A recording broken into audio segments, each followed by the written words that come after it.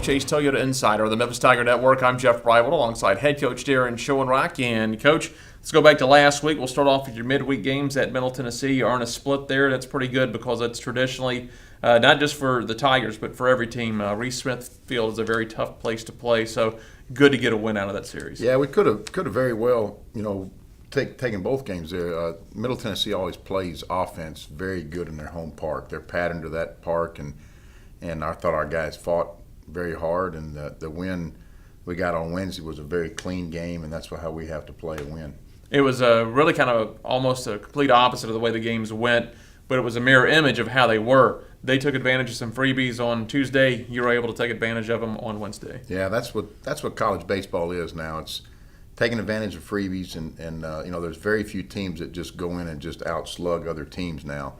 You've got to be able to capitalize on mistakes, on walks, and on errors, and get timely hits more than a high volume and high number of hits. So we did a good job of that Wednesday, and it put us in a good frame of mind to go to Louisville. Well, it was a long road trip because you ended up staying in Murfreesboro Wednesday night. You bust up to Louisville on Thursday for the weekend series. So this is your longest continuous road trip of the year. And you talk about the series at Louisville. The Cardinals take 2 games out of 3, but only 1 run separates the entire series. 3 one-run games. Yeah, we went toe-to-toe with a very, very good team, and they're coming off an Omaha year and have a lot of guys back in that lineup.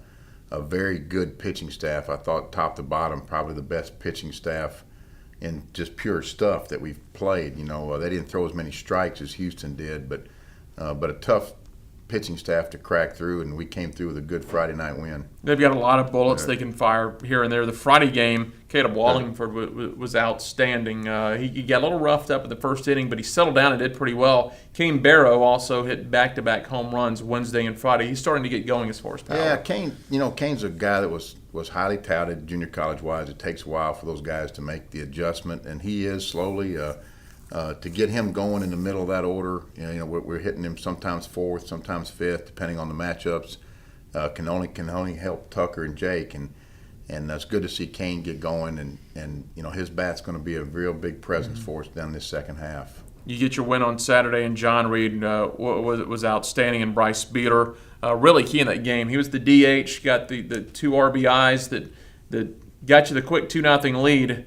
Then you flip him in as the reliever. He ends up getting the save. Drew Griffin has been banged up. He gets you that game-winning hit of the ninth. Yeah, Drew's been banged up all year, and it's finding a way to kind of sneak his way back in there. His numbers are climbing. He's still not having a year like he had last year. Bryce is playing very good on both sides of the ball, and the pitching thing's kind of new to him, so it's kind of causing us to pick and choose when we DH him and when we play him in right. But he's swinging the bat very well. He's got a good stroke going, and I thought John was just that's his best outing as a Tiger. And all 3 of the rotation guys, even Caleb after the rough inning Friday, settled in and pitched very nicely. And of course, John was very dominant on Saturday, and Colin was very good on Sunday. So the rotation is settled in and kind of found their niche and doing what they need to do. Now we just got to mix and match and make good decisions and look at some guys in that 7th and 8th innings, to get to Bryce. If we can keep Bryce out of the game until the 9th inning, it's going to do anything but help him. Well, now that you wrap up the 9-game road swing, you're only going to have to go to 6 more true road games. You'll have a neutral game on Wednesday night against Austin Peay in Millington. It's pretty much a home game. You're close enough to home. You'll go up to Jackson in a few weeks to play Vanderbilt, but only way out on the road 6 more times the last 24 games. Yeah, we will get have the benefit of this road trip we're coming off of to catch some teams at home, especially some conference teams at home, and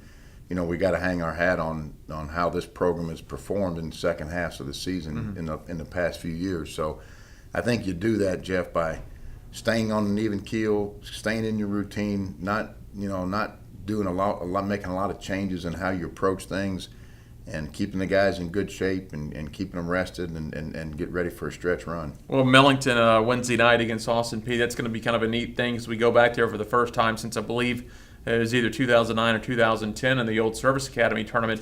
It'll be the Babe Howard Classic. He was obviously the one instrumental in bringing the Olympic team to Millington to be their training facility for several years until they moved out. But USA Stadium's still thriving up there, even though we don't play in it. They host a lot of Division II, junior college, a lot of high school, summer ball stuff. So it'll be kind of neat to go back to Millington. Yeah, Babe's present in the history of baseball locally. is very strong, and you know, a lot of the things he did. He had an outstanding Legion team through the years that a lot of players went through, and then ended up playing for Memphis for the university. And so his presence locally with baseball is very well felt, and we were honored to go up there once a year now to name a game in Babe's honor. Well, it's also going to be a key weekend for you. UCF comes to town. They're 8-1 in the league, and they have gotten on a hot streak. They're 8-1 in the conference. They started out this year 5-9, only 5 wins their first 14 games. They have now won 14 of their last 18 ball games, and they are surging here toward the second half of the season. Yeah, Terry does a phenomenal job, and he keeps a lot of Florida, local Orlando talent at home. They'll be a tall order. Their rotation is very solid. They got a Friday night guy that's going to be a very good pick in the draft, like we see pretty much every Friday night. Good challenge for our guys. You know, it's the second year we get them here, and we've played UCF very well here through the years, and we've got enough veterans on our team that remember, you know, that they're solid, but we've gone toe to toe with them and held our own, and I think our guys will be very excited to get back and play at FedEx Park. And then next Tuesday, you get the back end of your home and home with Arkansas State over at FedEx Park. Yeah, and you know, midweek home games, we haven't had many of them lately. It's going to be good to get back to a midweek home game. Midweek games are always a challenge because your tank is drained after a weekend. The intensity of a weekend series, and getting back and grinding out a Tuesday night win will be important. You know, we'll think about pitching after the weekend series, but you know, this team has to approach things one at a time down the stretch, and I think they will. Coach, before we let you go, there's one thing we also need to mention. April 18th, it'll be a Friday at Cherokee Valley Golf Club and Olive Branch, your golf tournament. You can go to GoTigersGo.com, go to the baseball homepage to sign up and all the details. But I know this is always a big tournament for you guys. Big event for our bullpen club, and Larry Edwards does a phenomenal job organizing the event, and we're very appreciative of all the work that he does. Any former players, any people interested in getting out and swinging the golf club, our coaching staff will be out there during the day. Great venue, great opportunity, and all the proceeds we generate from this go back into mainly facility renovations, which we're continuing to do at FedEx Park.